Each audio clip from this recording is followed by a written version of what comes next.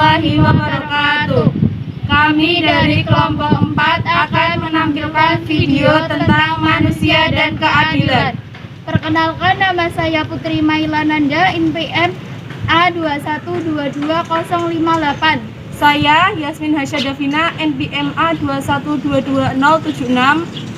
Nama saya Nusratul Laili, NPM A2122055. Mari kita simak videonya. Kata keadilan sudah tidak asing lagi di telinga kita. Keadilan sangat erat kaitannya dengan manusia. Keadilan dan diperlakukan adil merupakan dambaan setiap orang. Adanya sila kedua Pancasila, kemanusiaan yang adil dan beradab.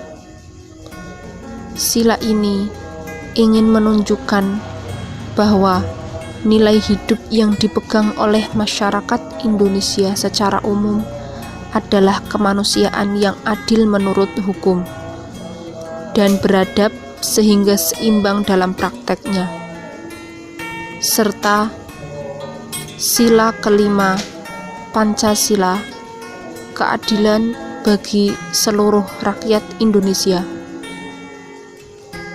di mana dari bunyi sila kelima tersebut dapat dilihat bahwa seluruh rakyat Indonesia harus mendapatkan keadilan sosial yang merata. Itu artinya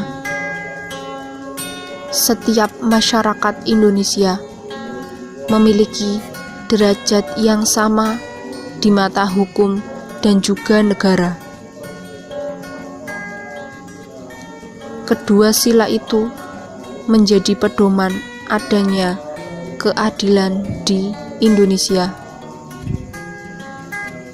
Pancasila bukan hanya formalitas semata, akan tetapi adanya Pancasila menjadi pedoman hidup kita dalam berbangsa dan bernegara.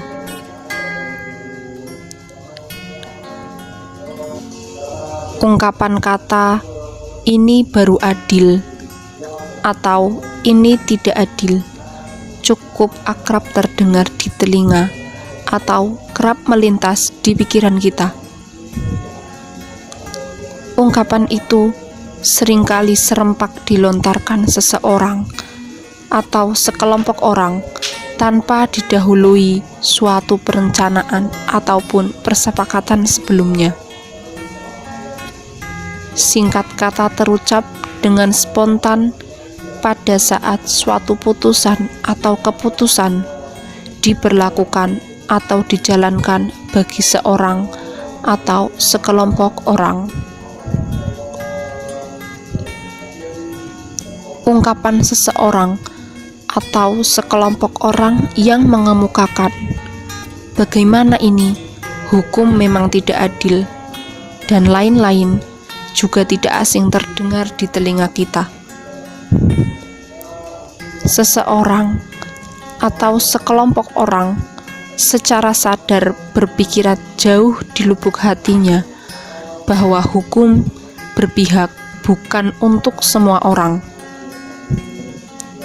Namun, hukum tegak hanya bagi orang-orang tertentu saja dengan keutamaan yang dimilikinya. Berbicara soal hukum, kita pasti sudah tidak asing lagi dengan istilah tumpul ke atas, runcing ke bawah. Namun, sebenarnya apa pengertian dari istilah tersebut? Yang dimaksud dari istilah tersebut adalah terdapat fenomena, yakni mudahnya menghukum rakyat kelas bawah daripada menghukum rakyat kelas atas, seperti pejabat-pejabat koruptor yang kita lihat sampai saat ini. Mengapa demikian? Karena rakyat kelas bawah kalah dalam ekonomi, sehingga mereka tidak dapat melakukan pembelaan terhadap hukum. berbeda dengan rakyat kelas atas, mereka dapat meringankan hukumannya dengan cara menyuap. Maka dari itu, untuk menegakkan keadilan, dibentuklah suatu lembaga peradilan, yaitu pengadilan berdasarkan Pancasila. Lembaga peradilan berperan untuk menerapkan dan menegakkan hukum dan keadilan. Pengadilan sebagai lembaga penegak hukum bertugas untuk memeriksa, mengadili, dan memutus setiap perkara yang diajukan kepadanya agar mendapat keadilan. Selain itu, fungsinya adalah untuk memastikan agar aturan yang telah dibuat akan dijalankan secara normal dan menegakkan keadilan jika terdapat penyimpangan. Mengingat negara Indonesia adalah negara hukum, adanya pengadilan untuk menegakkan ketidakadilan. Banyak sekali kasus ketidakadilan yang ada di Indonesia. Ketidakadilan gender, ketidakadilan sosial, ketidakadilan dalam rumah tangga, dan lain-lain. Banyaknya kasus ketidakadilan gender pada wanita, salah satunya dipicu karena anggapan bahwa wanita itu lemah. Contohnya, maraknya kasus pemerkosaan tanpa memandang umur, tempat, status sosial, dan jabatan. Contohnya, seperti kasus berikut ini. 2 pria dewasa berinisial AS dan MM terbukti melakukan pemerkosaan terhadap seorang remaja putri berusia 17 tahun. Lalu ada seorang ayah berinisial SP ditangkap polisi atas kasus pencabulan terhadap putri kandungnya yang merupakan penyandang disabilitas berulang kali hingga hamil. Selanjutnya, ada aparatur desa berinisial ZH dan YZ tega mencabuli seorang siswi hingga hamil. Lalu, ada seorang anak berusia 4 tahun diduga menjadi korban pemerkosaan oleh ayah kandungnya. Lalu, yang sedang hangat-hangatnya, ada Heri Wirawan, guru pesantren yang tega perkosa 13 santrinya hingga ada yang melahirkan. Contoh dari ketidakadilan sosial seperti perbedaan pembangunan di wilayah perkotaan dan pedesaan. Kasus korban tewas di kerangkeng Bupati Langkat yang lebih dari 3 orang. Lalu, ada juga ketidakadilan hukum, yaitu kasus korupsi bansos oleh ex-menteri sosial Juliari Batubara yang menerima korupsi dengan suap sebanyak 17 miliar yang uangnya ia gunakan untuk memenuhi kebutuhan sehari-hari. Maraknya kasus ketidakadilan di Indonesia karena minimnya pengetahuan, pemahaman, dan kesadaran masyarakat tentang pentingnya keadilan. Maka kita sebagai seorang mahasiswa hendaknya mempelopori keadilan di Indonesia agar terlaksana sebagaimana mestinya.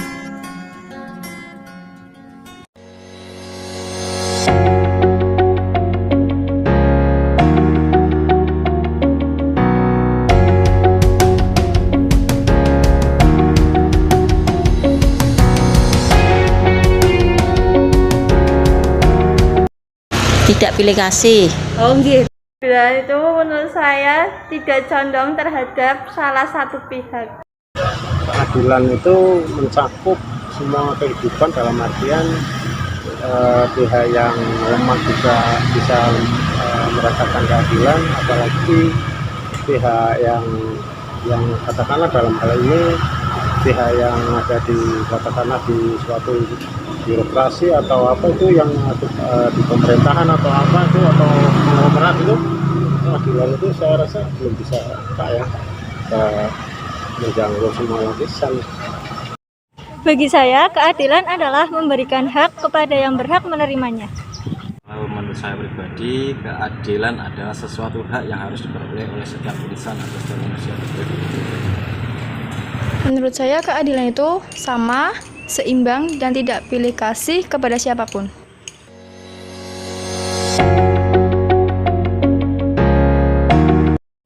Menurut saya sih belum.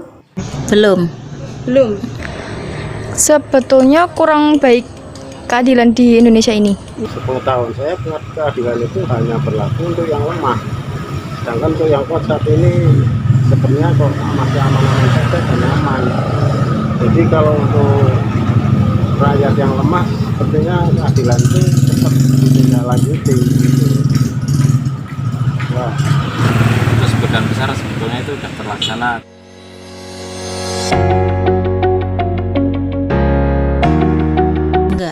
Tidak pernah. Kalau pengalaman saya selama sampai segini umurnya belum pernah merasakan yang namanya tidak keadilan. Secara fisik sih saya belum pernah ngalami ya, cuman sepengetahuan saya keadilan itu kan selama ini hanya berlaku atau berkuasa di pihak yang kuat, baik di pihak yang baik kuat ekonomi ataupun kuat dalam hal kekuasaan. Sedangkan untuk yang pihak lemah ini sementara ini untuk kehidupan itu terkoyak-koyak, baik ekonomi maupun keadilan yang semestinya. Ya.